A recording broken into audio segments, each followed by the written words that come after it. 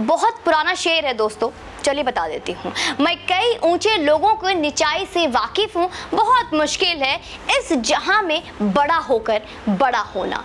एक शेर और है, खूब पर्दा है कि चिलमन से लोग बैठे हैं, साफ छुपते भी नहीं, साफ आते भी नहीं, सामने आते भी नहीं। एक शेर और है, बस आखिरी है, ज्यादा नहीं पकाऊंगी। सरकती जाए है रुख से नकाब आहिस्ता आहिस्ता, निकलता आ रहा है आफताब आहिस्ता आहिस्ता।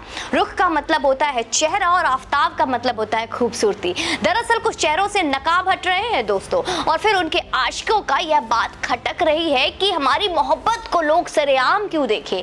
तख्तियां लेकर सड़कों पर उनके आशिक निकल रहे, उनके चाहने वाले ट्विटर पर सेव तिस्ता का कैंपेन चला रहे हैं, उस पर हो रहे कार्रवाई को लोकतंत्र का गला घोटना बता रहे हैं। लेकिन अगर सच का बाहर आना, असली खूबसूरती का बाहर आना है तो आशिकों के लिए ये लोकतंत्र का गला घोटना है तो ये आशिकों की समस्या है। अब अमित शाह जी की तो नहीं है ना ये। तिस्ता से तलवाड़ को वर्ष 2007 में तत्कालीन राष्ट्रपति अब्दुल कलाम ने महाराष्ट्र में सार्वजनिक मामलों में पद्मश्री से सम्मानित किया था। उन्हें इससे पहले 2002 में राजीव गांधी राष्ट्रीय सद्भावना पुरस्कार भी मिल चुका है दोस्तों। इसके अलावा उन्हें वर्ष 2000 में प्रिंस क्लॉस अवार्ड, 2003 में नूनमर्ग अंतर्राष्ट्रीय मानवाधिकार पुरस्कार भी मिल चुका है। तीसरा से तलवाड़ पत्रकार और सामाजिक कार्यकर्ता के रूप में प्रसिद्ध है। ये Teesta citizen for justice and peace के सचिव हैं। गुजरात एटीएस ने अब तिस्ता से तलवाड़ को गिरफ्तार कर लिया है। सुप्रीम कोर्ट ने 24 जून को प्रधानमंत्री नरेंद्र मोदी को गुजरात दंगों में क्लीन चिट देते हुए फैसले में उल्लेख किया कि तिस्ता ने याचिकाकर्ता जाकिया जाफरी के साथ भावनाओं के साथ खिलवाड़ किया और उनकी भावनाओं का शोषण करते हुए उनका गलत उद्देश्यों से उपयोग किया है। दंगों के बारे में गलत हलफनामे दिए कुछ मानवाधिकार संगठन और एनजीओ उनकी गिरफ्तारी पर सवाल उठा रहे हैं। लेकिन क्या मोदी की छवि को धूमिल करने, दंगों के बारे में सनसनीखेज और झूठे दावे करके अदालतों को गुमराह करने के खिलाफ कार्रवाई नहीं होनी चाहिए? जांच इसलिए भी जरूरी है क्योंकि इस तरह की कार्रवाइयां उद्योग बन चुकी हैं और देश के लिए एनजीओ की भूमिका सवालों के घेरे में है। तिस्ता पर आरोप है कि उसने और उनके पति ने 2007 से 14 तक बड़े पैमाने पर धन इकट्ठा करने का अभियान शुरू किया और दंगा पीड़ितों के न्याय दिलाने के नाम पर 6 से 7 करोड़ रुपए इकट्ठा कर बड़ी धोखाधड़ी को अंजाम दिया। उन्होंने फंड इकट्ठा करने के लिए विज्ञापन दिया और नामी गिरामी लोगों से फंड लिया। आरोप यह भी है कि उन्होंने विदेशी मुद्रा कानूनों का उल्लंघन किया और 2009 में अमेरिका आधारित फोर्ड फाउंडेशन द्वारा एनजीओ का दान दिए धन का दुरुपयोग किया। तिस्ता पर लगे आरोपों को गंभीरता से लेने की जरूरत है और सत्य सामने आना ही चाहिए। भारत में कई एनजीओ की भूमिका पर सवाल उठते रहे हैं। कौन नहीं जानता कि किस तरह लश्कर की आतंकी इशरत जहां को निर्दोष बताकर और मुंबई बम धमाकों को दोषी याकूब मेमन को फांसी की सजा से बचाने की कोशिश की गई। कौन नहीं जानता कि कुडनकुलम परमाणु प्लांट की स्थापना से खिलाफ विदेशी धन से प्रायोजित आंदोलन चलाया गया। कभी मानवाधिकार के नाम पर, कभी न्याय के नाम पर बड़े आंदोलन शुरू किए गए। आंदोलन विदेशी चंदे के बल पर खड़े किए गए। इस वर्ष जनवरी में गृह मंत्रालय ने देश में लगभग 6000 संस्थाओं को विदेशी चंदा हासिल करने के लिए किसी भी संगठन या गैर सरकारी संस्थान को FCRA के तहत पंजीकरण कराना जरूरी होता है। ग्रीन पीस और एमनेस्टी इंटरनेशनल सहित कई गैर सरकारी संगठनों के FCRA पंजीकरण रद्द किए गए थे।